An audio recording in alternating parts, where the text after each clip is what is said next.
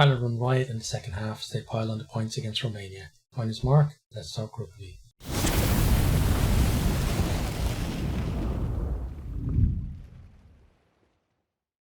So Ireland have withdrawal just before the game. Henshaw is taken out as a precaution and Hansen comes onto the bench in his place. We have an Ireland line-out early on, malfunctions, and we then have a period of kick tennis between the teams. Sexton, he tries to put a grubber out wide. Earls goes after it, but Vauvasa collects it. He breaks, draws the cover and puts Rupanu over to score. Rupanu then misses a very easy conversion, but Romania lead 5-0. Ireland, though, to respond immediately. Aki breaks through a gap,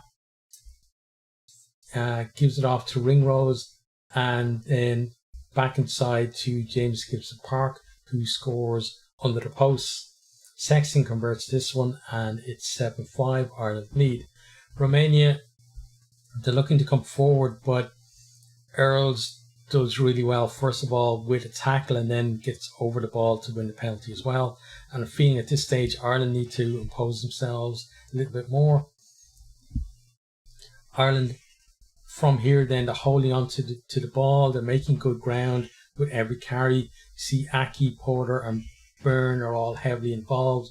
Amani then with a tip on to Ryan, and he puts Keenan under the post. It's converted for 14-5, and Ireland just beginning to hit their stride. Romania then, they try to attack through a maul, but Joe McCarthy gets in amongst them and turns it over as unplayable. I thought he had a great game for Ireland today. Ireland then win a penalty at the scrum, and the pack is just beginning to assert themselves at this stage. Just after that, then they strike again.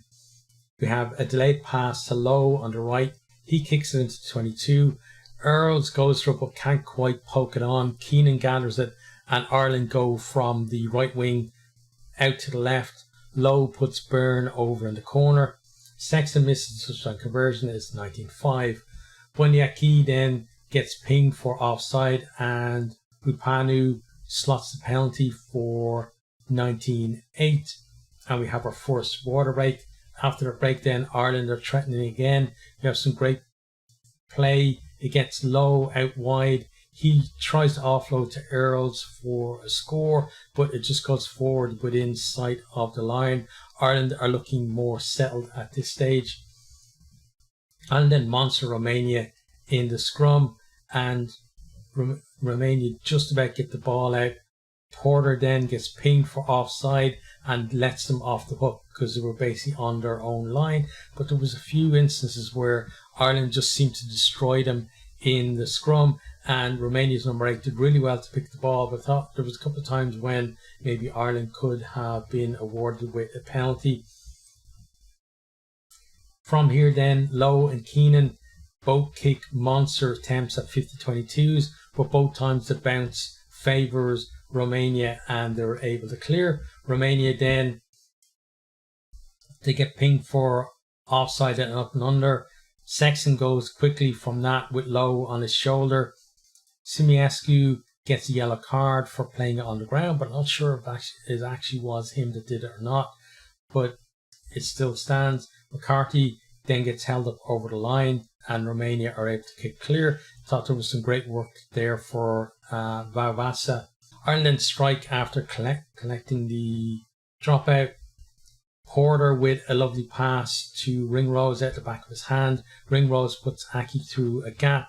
He's got options outside. I think it's Lowe on his outside, and then he's got Gibson Park on his inside. The defence is kind of fixed, so he just goes himself and gets over to score. Sexton converts this one as 26-8. The bonus point is secured. Keenan then gets caught with a high tackle. Gibson Park decides to go quickly. He has Aki in support, and Aki then puts Sexton under the post to score on the stroke of half time. Sexton converts his own try, and we're at 33-8 at the break.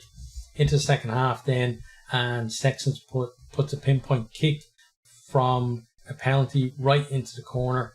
Ireland claimed the line out and they go to 1 out runners from there. Get held up over the line, but we come back for a penalty advantage. Herring then taps the penalty and forces his way over. He was a little bit short, but he was able to stretch out and ground on the line. Sexton converts this one and it's 40 points to 8. Vauvasa then puts a restart out on the full, but then Ireland, as they look to attack from the scrum back, they knock on, but they come forward again. Aki and Lowe making breaks, then Gibson Park puts Peter O'Mahony over to score. Sexton converts this one as 47-8, and Ireland then they replace the entire front row. Romania managed to win a scrum penalty. They set up a maul close to the Irish line, but from there then they go to 1 out runners, but they get pinged for sealing off. Sexton then, as Ireland come back, he puts a grubber in behind for Byrne to chase, but Vauvasa, he gets the ball first, slaloms away through half the Irish defence until Sexton finally brings him down. It really was a great counter-attack by him. Ireland, they work it up to the Romanian line again, and Sexton goes over to score. He converts his own try for 54-8. McCarthy then gets denied a score by a great covering tackle from Siminescu, but then a few minutes later he does go over and gets his try. Crowley is on now. He converts for 61-8. In a few minutes after that, then we have both Peter O'Mahony and Aki going over for each of their second tries of the game. It stretches Ireland out to 75-8, and that's the score as the clock goes into the red. Both teams though want to keep playing. It seems to be a feature of this World Cup. We saw in Italy versus Namibia as well. Teams want to keep on playing beyond the 80 minutes. Whether that continues through the pool stages, we'll have to see. But Ireland, they try to go from their own line. It looks like they're going nowhere, but then Aki makes a break. He finds Ringrose, and then Ringrose puts Byrne under the post to bring up the 80-point mark. Crowley converts this one for 82-8 as the final score. So, Ireland, it was a really good performance. Like, there's still stuff, they looked a little rusty at times, timing on runs and interplay and stuff like that still has to be ironed out. The line out probably needs a bit of work because it misfired a little bit and they were under a bit of pressure because of that at times. I know Furlong and Porter looked much better than they have of late. Scrum went really well. As I said, probably could have had a couple more penalties there. Sexton looked good as well coming back, and he's just the type of player, right? He can just come back in and perform. He doesn't need a game to kind of get himself going. I thought Herring and Kelleher both played well at hooker. Most of the pack as well. Sean McCarthy was excellent. Ryan, he's at times a bit of an unsung hero for the amount of work he puts in for Ireland. Peter O'Mahony was outstanding, and that back row with Byrne and Doris as well. Doris was a little bit quiet, but still as a unit they did very well.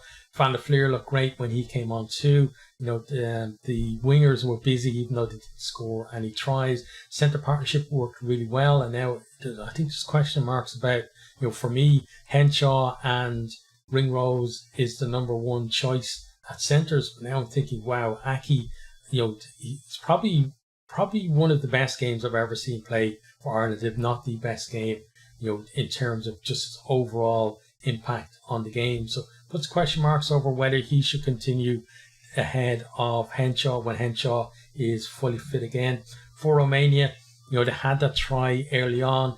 They did cause Ireland problems at times as well. They defended really well. Heads did not drop as the score went up. They were still, trying to prevent those Ireland scores right to the death, and fair play to them for that. But, Ireland went with a full strength side. I was worried that they were going to struggle and Romania were going to make it a bit of a wrestling match or